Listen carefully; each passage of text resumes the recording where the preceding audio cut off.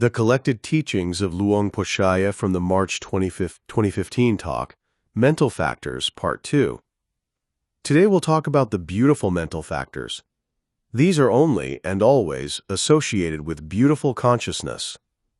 We have 19 beautiful universal mental factors.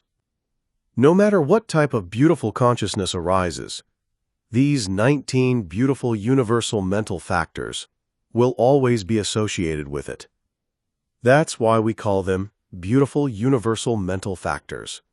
What are they? 1. Saddha, faith or confidence. This means that we place confidence and faith in the Buddha, the Dhamma, and the Sangha, the so-called triple gem, and we have faith or confidence about karma, or the results of karma. When this faith or confidence arises, our mind becomes cool and clear. When someone performs generosity or practices morality, concentration, or meditation, it is based on faith or confidence. We can compare this with a hand. If you don't have a hand, you cannot take anything. Even if you see a lot of jewelry around you, for instance, you cannot pick up even one piece. Why? Because you have no hand.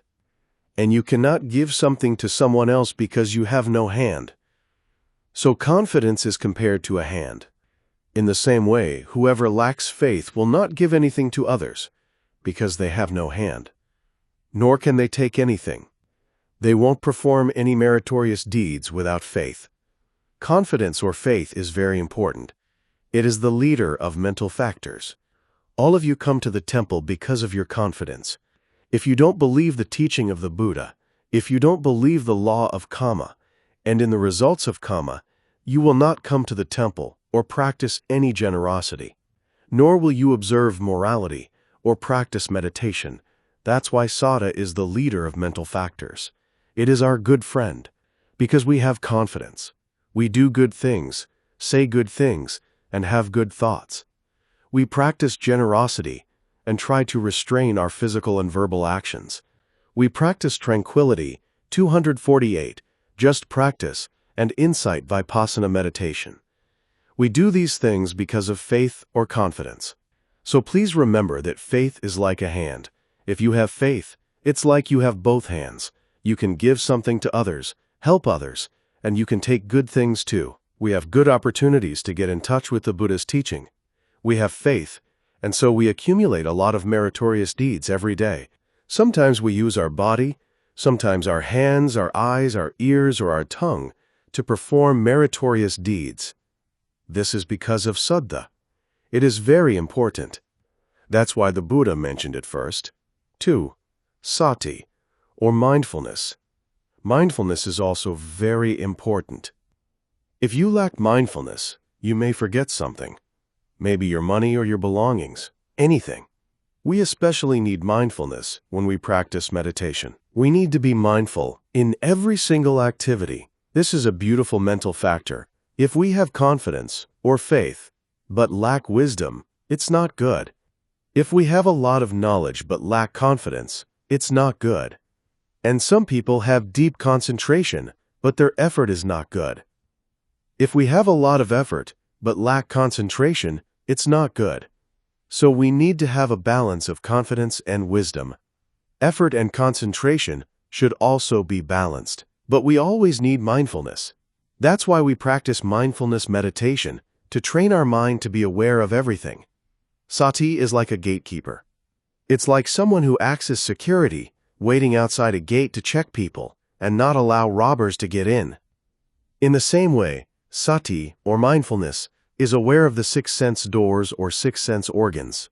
Whatever you see, hear, smell, taste, touch, or think about, we need mindfulness. If we gain mindfulness, there's no chance for greed, anger, or delusion to enter. Otherwise, whenever you see or hear something, greed or anger will arise. So we need mindfulness to be aware of the six sense organs and to see what kinds of objects appear to our eyes, ears, nose, tongue, body, and mind. 249. The collected teachings of Luang Por Chaya. Be aware of them. Don't allow these mental defilements to enter. 3. Hiri, or moral shame. This is a reflection on how very shameful it is to do unwholesome things. We may reflect on our age. For example, I'm a young man or woman. I'm old enough. I'm not supposed to do, say, or think like this. Or we can think about our wisdom. I have a lot of knowledge. I study the Dhamma, so I'm not supposed to do this or say that. Think about your knowledge or education. If you do something unwholesome, you will feel a sense of shame about it. Some may think about their wealth or belongings. I have a car, land, a house, money, and a good job. I'm not supposed to do these kinds of unwholesome things. Think about this. And some may think about their parents, their teachers, and their religion. If I do this unwholesome thing, my parents would never do that. So if I do something wrong, it's not good for my parents or my teachers or my religion. We think about this, and we feel a sense of shame at doing unwholesome things. Think about yourself mostly. 4. Atapa, or fearfulness. This is fear of wrongdoing, or moral dread. You fear the consequences of doing unwholesome things. For example, if you do something unwholesome, when you reflect on it, you will think about and blame yourself. So we try to avoid doing unwholesome things. We also have to think about if we do this unwholesome deed, it's not just a matter of self-reproach. Others will blame us too. You feel concerned about that. You don't want others to blame you. You can also reflect, if I commit this evil action, this immoral action, by deed or speech, I may be punished by the law. You don't want to get in legal trouble, so you try to refrain from unwholesome actions. You may also think about retribution. I did a bad thing. Even though no one knows or will punish me, I still have to receive the bad consequences and be reborn in a state of misery.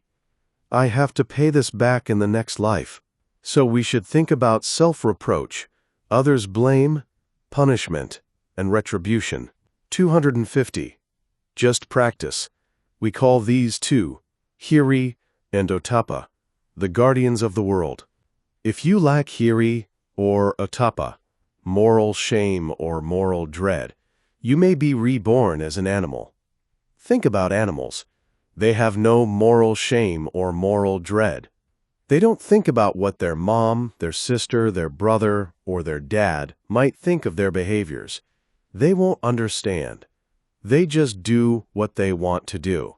So human beings who lack Hiri and Otapa are like animals, or maybe worse than animals. But because we have moral shame and moral dread, we know. Without Hiri and Otapa, there can be no civilized society in this world. Every day we have to keep these two in our hearts. They are the guardians of the world. We have 5 precepts, right? Killing, stealing, and so on. Why don't you commit these things? Because of Hiri, you know you're not supposed to do that. And because you have fear about the consequences of doing it, that's Otapa. In other words, you don't violate the precepts because of Hiri and Otapa. They are very important. 5. Alobha. This is non-greed, or non-attachment. As you don't attach to your belongings, you'll be able to perform generosity and share your belongings with others. This is because of non-greed and non-attachment. The Buddha said we should reflect on this. Lobha means greed, and A means non, so alobha means non-greed, or non-attachment. We practice generosity because of this non-attachment. All of these mental factors work together. See that? Confidence, mindfulness, moral shame, moral fear, and non-greed. They work together. 6. Adosa, or non-hatred. This means goodwill. Sometimes we use the word metta, or loving kindness. Whenever you say metta, know that its essence is adosa. We observe these 5 precepts firmly and purely. We try to refrain from killing, stealing, and so on. Why?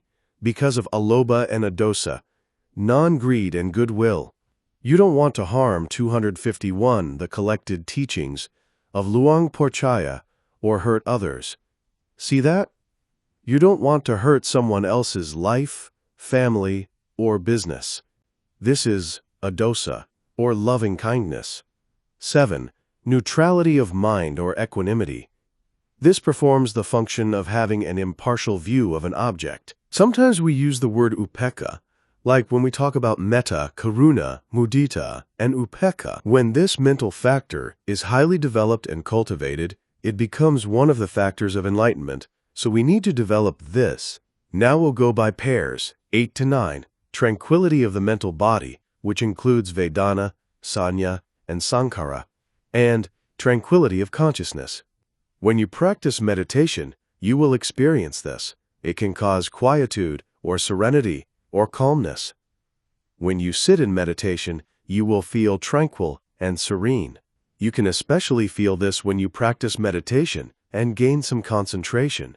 You can know this for yourself. 10 to 11. Lightness of the mental body and lightness of consciousness. When you practice meditation, you will feel very light. As these two arise, your body will also feel very light.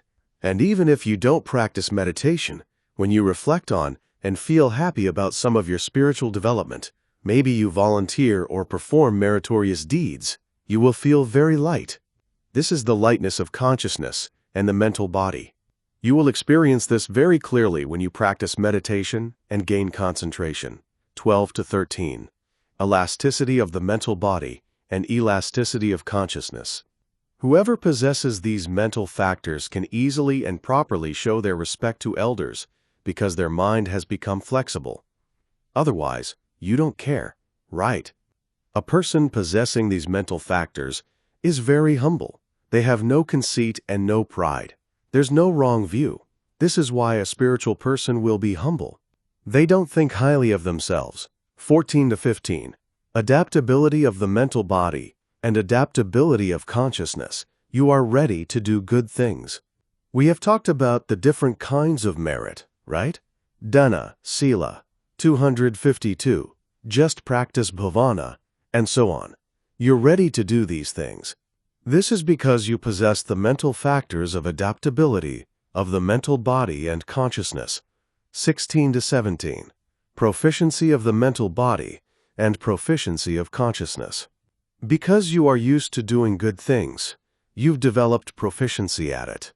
These are all beautiful mental factors. And the last pair, 18 to 19. Uprightness of the mental body and uprightness of consciousness. This means you have no deceit and no treachery because you are very straight. You do the right thing. You say the right words. You have the right thoughts. All 19 of these beautiful universal mental factors will be associated with beautiful consciousness. Remember beautiful consciousness. We have 8 kinds of great wholesome consciousness, 8 kinds of great resultant consciousness, 8 kinds of great functional consciousness, and so on. We have 59 types of beautiful consciousness. Next, we have abstinence. When we study the Noble Eightfold Path, we learn about these 3 factors. They include right speech, right action, and right livelihood. What do they mean? 20. Right speech is refraining from lying, slandering, harsh speech, and frivolous talk. Whatever you say should be the truth. And you should only use good and beneficial words. This is right speech. We need this. 21. Right action is refraining from killing, stealing, and committing sexual misconduct. And 22. Right livelihood. With regard to your job or your means of livelihood, you're not supposed to kill someone, not supposed to steal, and so on. And with respect to trading, you're not supposed to sell weapons, poison, human beings, slaves, slaughter animals, and so on. If you sell these types of things for your livelihood, it becomes wrong livelihood. Our means of livelihood should not harm, hurt, or cause problems for others. This means it consists of sila, or morality. We need this. And next, we have 2 limitless qualities. 253, the collected teachings of Luang Por Chaya, 23 to 24, karuna, or compassion, and mudita, or sympathetic joy. We have the 4 Brahmavihara, but we're mainly talking about compassion and sympathetic joy now. We already talked about the other 2, metta or adosa, and equanimity. We should know how to practice compassion and sympathetic joy as meditations. We have 40 subjects of meditation, and so we can practice all 4, metta, karuna, mudita, and upekkha, as forms of tranquility meditation. How do you practice metta? We radiate our loving kindness. May all being be happy. Wish for all beings to be well and happy, again and again. We have a lot of methods to practice loving kindness meditation. What about karuna? We mostly think about metta, and no one talks about karuna. We need to practice this as a meditation too. May all beings be free from misery. We want everyone to be free from suffering. This is how to practice compassion. This is how to practice mudita. May each person's gain be with them for a long time. May they not be deprived of their fortune duly acquired. We feel very happy about someone's prosperity or success. We need to practice mudita as a meditation too. And upekkha. All beings are conditioned by their karma.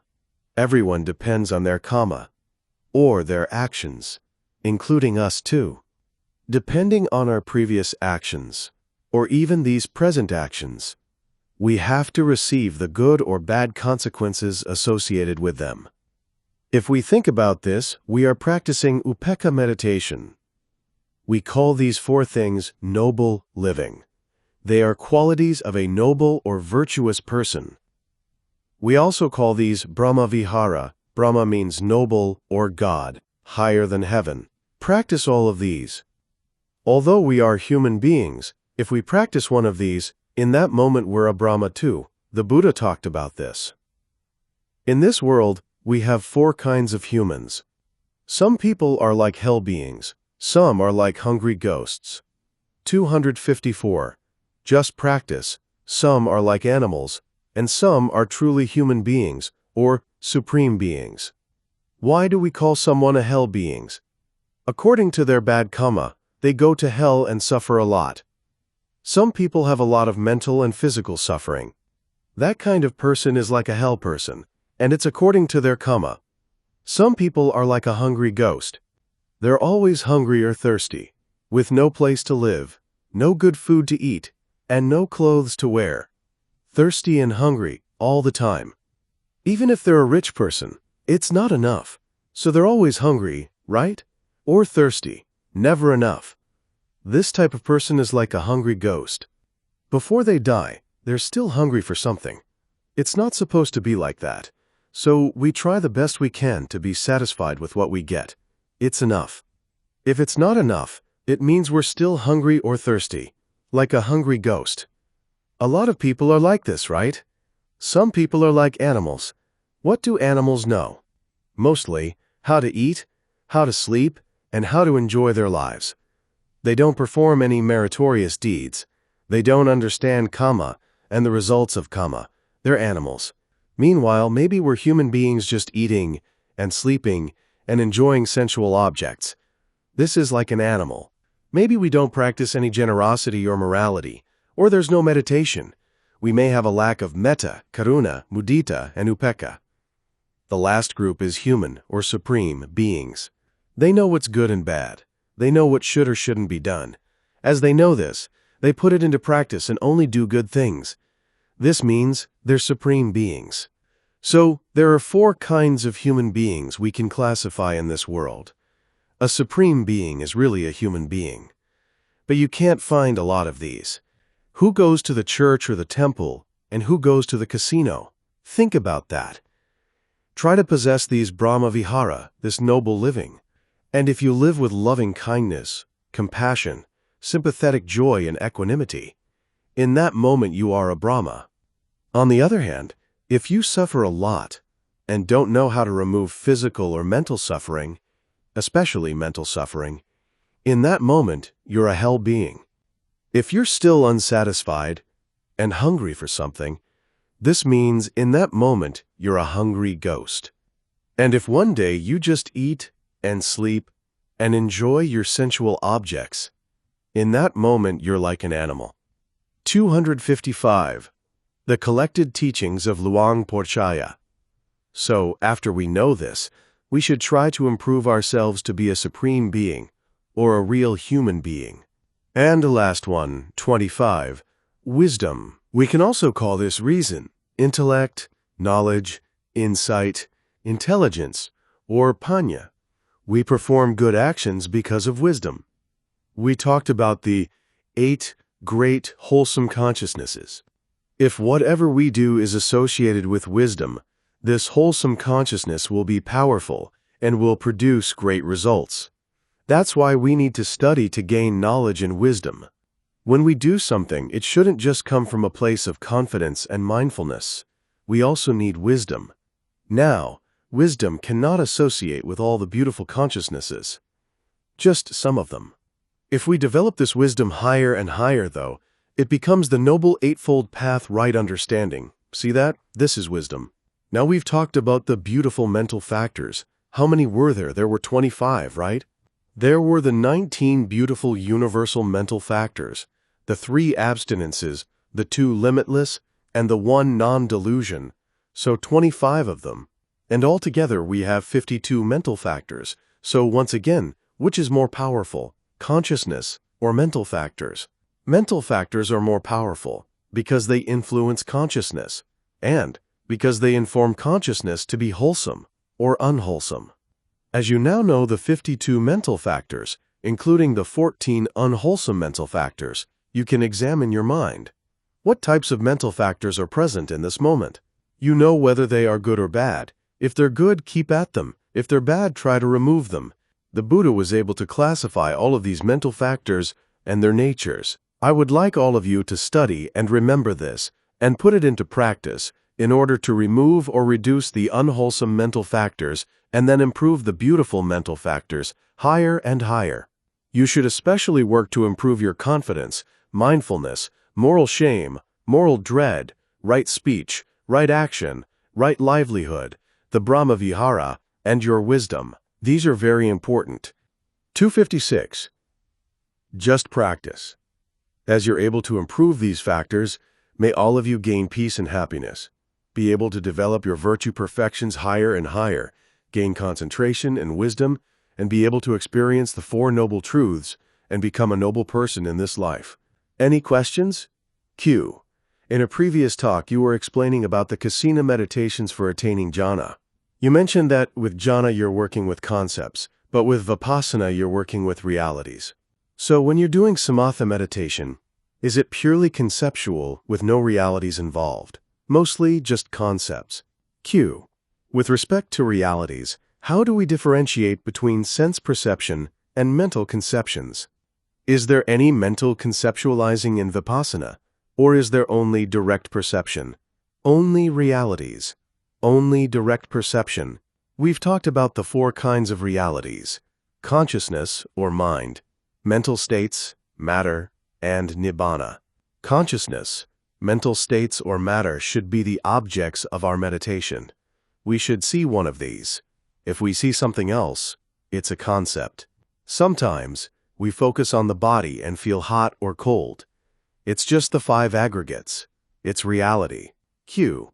Venerable Chaya, this might be off topic a bit, but I'm pretty unclear about the difference between samatha and vipassana. Can you explain it again? Samatha means that when you practice meditation, you focus your mind on one object. In doing that, you don't know its characteristics as impermanent, suffering, and non-self. This is samatha. On the other hand, if you practice meditation and see the nature of mind and body as impermanent and so on, it's vipassana. So with samatha, what do we need? Mostly, concentration. But with vipassana, we need wisdom. Q. Is it possible to practice both during a meditation session? Yes, you can practice both of them at the same time. 257. The Collected Teachings of Luang Por Chaya Q. Should it be at the same time, or alternating, Venerable Chaya? It depends on our wisdom. We mostly need concentration, but later on it's both concentration, samatha, and wisdom, vipassana. We'll see that in every moment. So as I remind people, if you are one-pointed and feel tranquil, calm, and peaceful, you need to see their characteristics in that moment. If you don't, then in that moment it is samatha. But when you see impermanence, arising and disappearing together, one after another, it's samatha and vipassana working together. Whatever type of meditation you practice, if you don't see the nature of mind and body, it is still samatha. For example, maybe you practice walking meditation, right walking and left walking. You'll be able to focus your mind with every step and with every movement.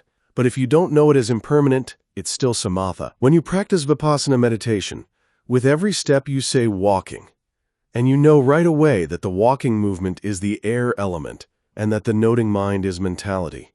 It's just mind and body, arising and disappearing together, one after another. Then, samatha and vipassana are working together. 258.